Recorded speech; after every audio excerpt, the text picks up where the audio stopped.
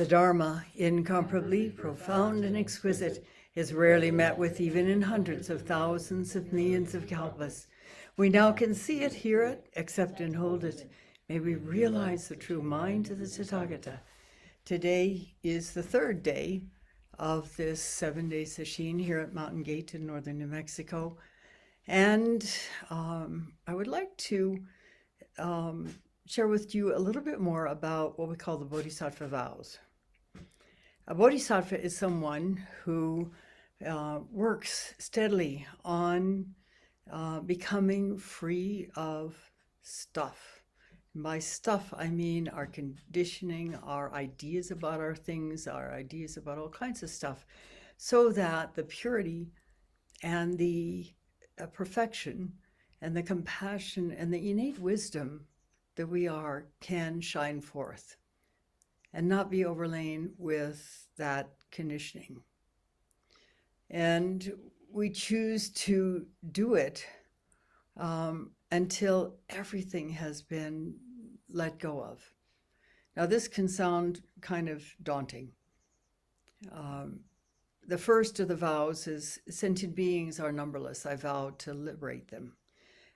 Sentient beings are, according to the sixth patriarch of Zen, a Chinese master who is quite famous, Huineng, is the stuff in our own brains, the stuff in our own minds. In other words, we are conditioned. We have ideas about ourselves.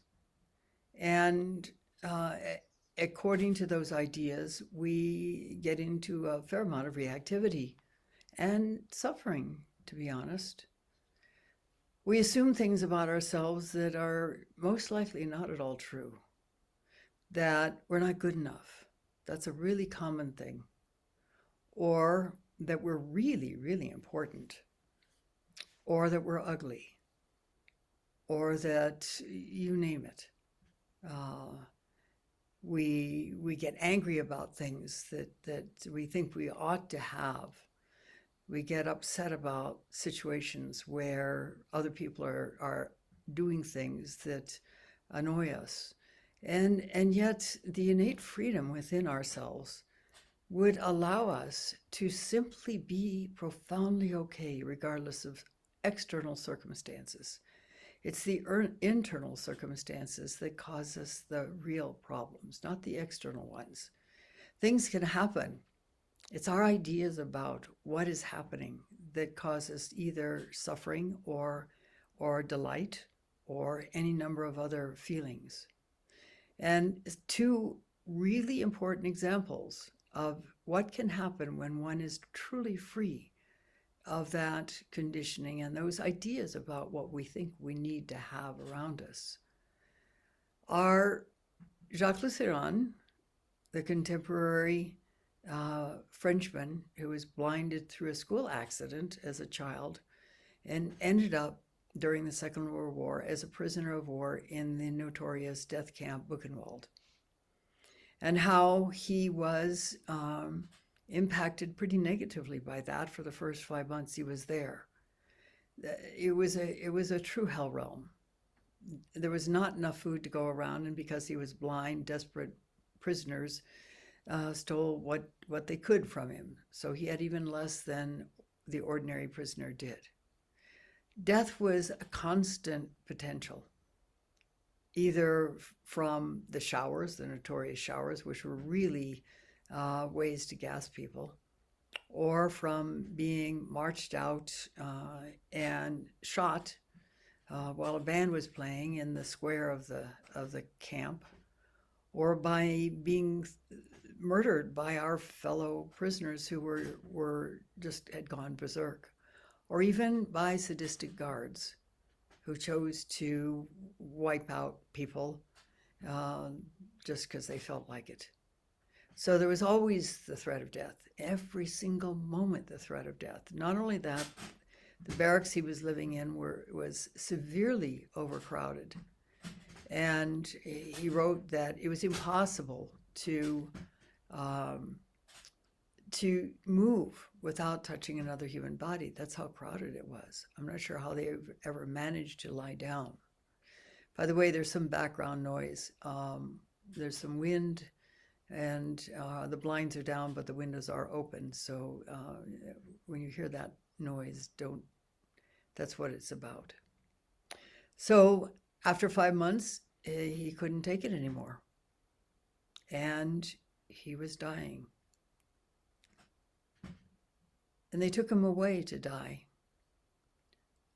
to a piece of concrete that was relatively isolated in the camp, so that at least he'd have some space around him as he was dying. He wouldn't be in the middle of the barracks filled with other desperate men. And instead of dying, he tuned in to exactly the horrid feelings in his body. He could feel his intestinal tract writhing and churning in utter pain. He could feel his heart beating wildly out of sync and threatening to shut down at any moment. He was full of fever. His face had a condition known as erysipelas, which is apparently something that is quite dangerous of a condition, and all swollen up. There were other things going on with him as well, and he described them in detail because he tuned in and felt the pain, felt the extreme discomfort, felt whatever fear there might have been, and as a result of really tuning in, he came to a deep awakening that was still alive for him decades later, when he was finally out of hook and roll, because he did survive, and ended up becoming a college professor. And because his students were so drawn to him by his easy, let-go demeanor, they asked him about his history, and so he told them. He's one example. But back in the 1600s in Japan, there was Shirobunan, who was a middle-aged monk in an era when monks were celibate. And he was also a deeply realized human being. And as you have heard the story many times, you know that a young girl in the village that the temple was in got pregnant, and at first refused to tell her parents who the father was, and finally demanded that it was Shirobunan. And of course, what's Shirobunan going to do? Then the mother is telling her family that that's who the father was. So it's not something that he could readily deny. But he didn't attempt to. It was clear to him that there was no need to argue. There was no point in arguing. And he was free enough that he could accept that extremely difficult situation. And it was extremely difficult. We don't really have an idea in our modern cultures how difficult that was for him. He was scorned by the village, and in those days, monks survived by going through the village and being offered food. But nobody offered him food. And on top of that, they took the baby to him when it was born, and he had to also somehow manage taking care of a baby in an era where you couldn't just run to the drugstore and buy formula and paper diapers. It is said that he carried the baby around on his back like an old grandmother. And for a whole year it went on like that, caring for this infant that was not his. And then after a year, the girl confessed who the father really was. And this time the grandparents came deeply mortified at what they had caused and got the baby back. But Shirobunan simply, humbly responded, each of those 2 times, "Oh, I see it seems like this, doesn't it?" And this is why we know about that story, because his deep humility. He has a full acceptance of the situation. Of course, if there had been anything he could have done about it, he would have. But in this case, it was obvious that there was nothing he could do about it. And I'm sure that his heart went out to the pain and suffering of the family, because it was a dreadful thing to have happen in that era in Japan. And then the embarrassment of the family when they realized that they had made a horrid mistake. And his empathy went to them as well. He had no interest in any sense of retaliation or rebutting. He simply was profoundly okay with the circumstances as they were, and it was immensely admired because of that. We each have the potential that filled Jacques Lusseron and Shiro Bunan to become free of our stuff. And it's ever more subtle. One of the things that is important to understand about Zen practice is that as we focus our mind and remove unwittingly the distractions that keep us from being able to really open to those caught places, as somebody said, we sort of, the carpet goes out to be cleaned, and so all of a sudden we see the crap under it. The drawers are opened, and so we see the clutter and the hidden things inside it. The closet door gets open and things come tumbling out, like those 3 moth-eaten hats that tumbled off the woman who wrote the poetry about Zazen. Our Saratoga trunks become emptied, or at least they become opened up. And that's a daunting place in our practice. It's a time when we can assume unwittingly that we're becoming worse people. And it's not that we're becoming worse people, we're becoming more aware people. And that awareness is essential to coming to awakening. Now, this makes me want to jump to another of the vows. Sentient beings are numberless, I vow to liberate them. So we're looking at our own stuck places. Desires are inexhaustible. I vow to let go of them.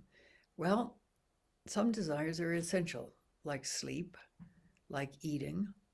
We wouldn't exist without responding to those desires. Drinking enough water, for example. So that's something that has to be gone about judiciously. There are other things, like desperately wanting those chairs that I wanted way, way back then in the 1970s, that I suddenly realized that if I bought those chairs, I was committing to staying on that train for the rest of my life. And I didn't want to keep having that tug in my chest, wanting. And then there's Dharma gates. Dharma gates are inexhaustible. Dharma gates are those opportunities when things come up in our practice or in our daily life where we have a chance to, instead of automatically reacting to them, but to sit down, observe, absorb, feel, and open to an inner sense of what to do in these circumstances. This is what Shiro Bunan did when he was faced with the accusation that he had gotten a young girl pregnant in that village in those days. We're all faced with these kinds of things. Many, many different forms of them come up. We can get embarrassed. We can get anxious. We can get angry. We can get irritated. We can feel put upon. We can feel abandoned. All of these are Dharma gates that if we go in and allow ourselves to feel how wretched it feels or how compelling it feels in our body, And these are energy expressions. These are not ideas. These are not emotions. These are the sensations in our body that, when we try to escape them, turn into emotions and thoughts and ideas. If we go into them instead of trying to escape them, and any of the unpleasant ones we naturally try to escape, but that's not going to do anything except stick them back in that closet or in that trunk or in that drawer or under the carpet. To really take ourselves in hand, rediscover our courage, and tune in. In this way, we gradually become free of those situations. And in becoming more free of those situations, our innate compassion, our innate wisdom naturally comes out and is expressed.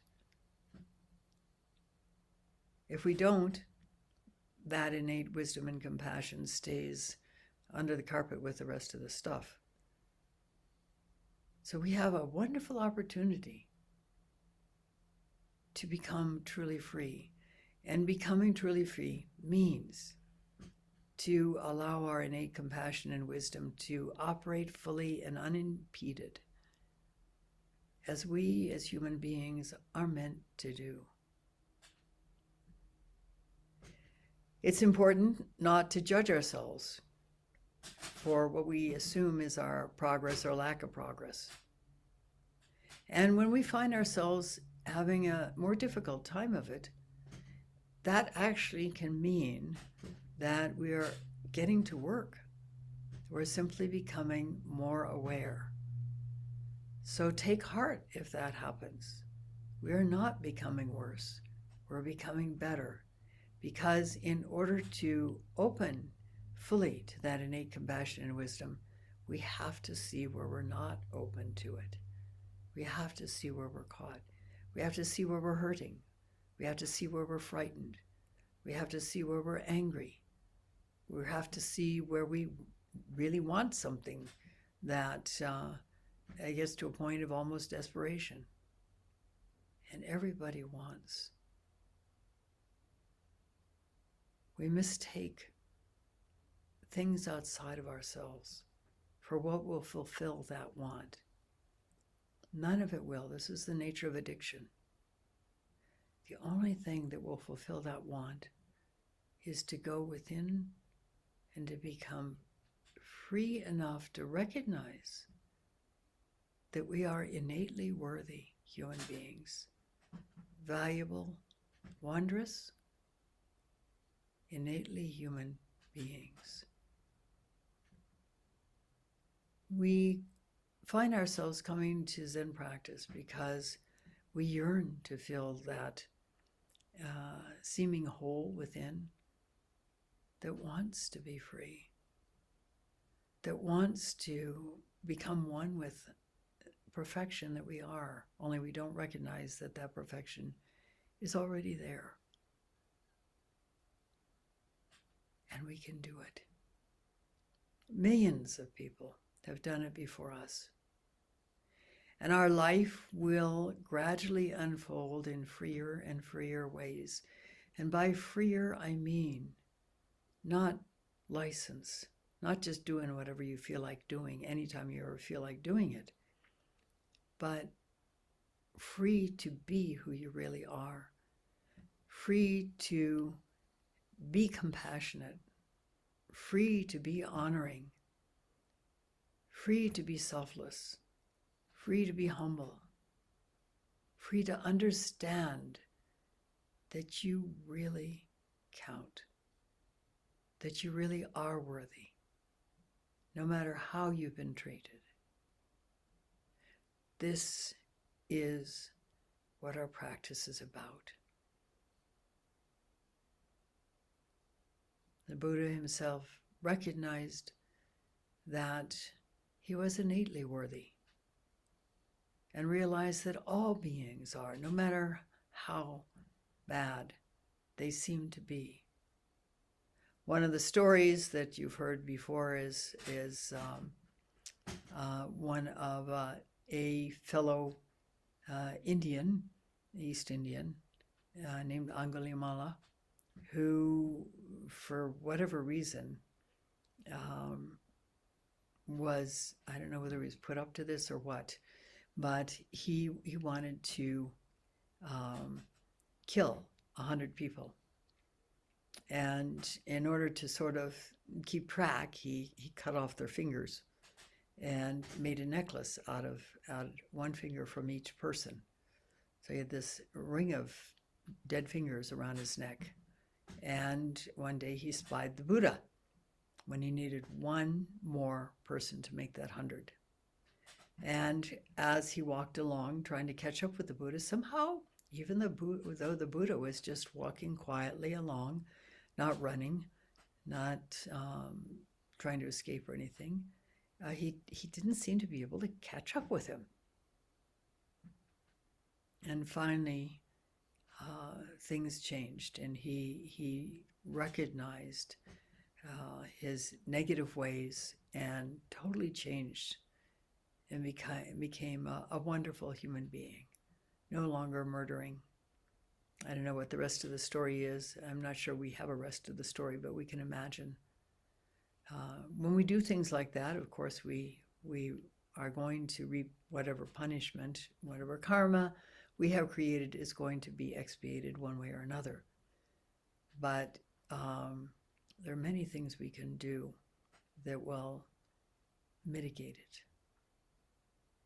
I think of Frankie Parker, an American man who murdered a number of people.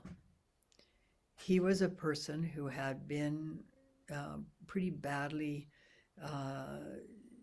beaten and despised as a child. And this made him want to really hurt other people. These are the kinds of things I'm talking about letting go.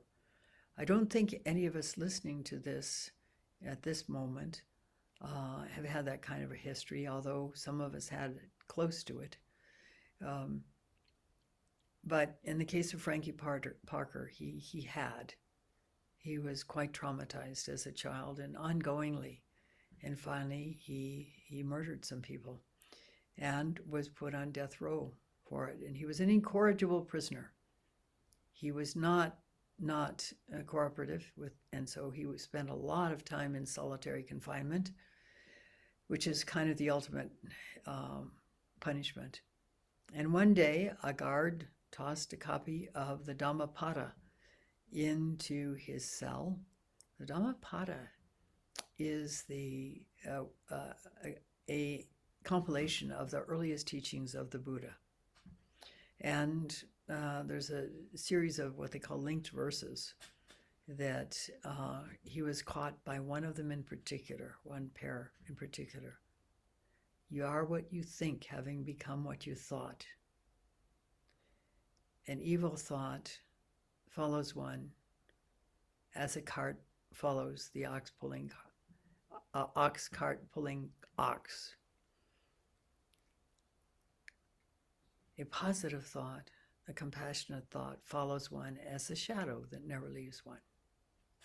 And suddenly he grasped how his life had come about. And he changed. He started doing Zazen. Somebody somehow taught him. And not only that, became a model prisoner, helping other prisoners who were difficult initially to become more mellow and more free and more, free, even in the midst of prison.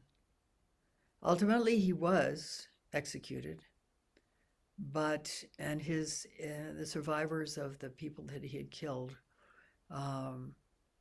were present at his execution. And in his last moment, he turned towards them and said, although there was a glass wall between them, they could tell what he was saying, "I'm sorry." So his deeds were pretty horrid, And so he did face his karma coming to fruition in this life. Hopefully none of us have got that kind of, that level of karma. But still, we do things, we say things out of seemingly, places where we're urged to see them from within. And they may or may not be nice things. And then there's all kinds of other stuff. We act because of that conditioning. And that conditioning gives us a picture, a self-image of ourselves. We're good, we're bad, we're not so good. We have to be really, really, really, really careful, or we're going to do something really awful, or we're going to fail and we're going to fall out of the universe. How many times Roshi Kapleau said to me, you cannot fall out of the universe. And it's true. So take heart.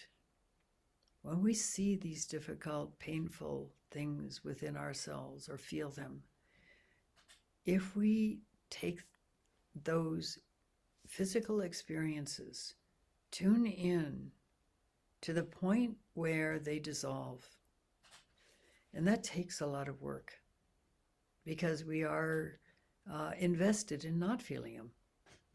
And so it doesn't happen initially that we can tune in and find those challenging feelings dissolving. But as we continue to work at it, we will find it's almost magical how it can relieve the moment and free us from whatever that entanglement is. And this is all part of our practice. And this is all not only part of our regular practice, but it's all part of what is known as the long maturation, where we work to let go of our habit patterns of greed, anger, and delusion and become free. So free we innately manifest that compassion and that profound wisdom without trying. It naturally comes forth for us because that is our inborn perfection. Thank you for listening. We'll stop now and recite the Four Vows.